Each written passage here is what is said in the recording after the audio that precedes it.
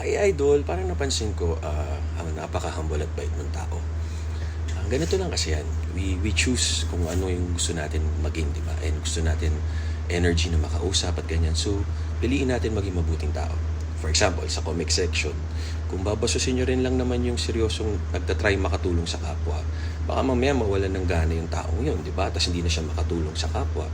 Pero kung wala ka namang konsensya, okay lang yung masamang ginagawa mo. Kung may konsensya ka, magsusorry ka at alam mo na pangit yung ganun. Kasi gusto natin makatulong, ayaw natin magmak o manghilap pababa ng tao, parang crab mentality.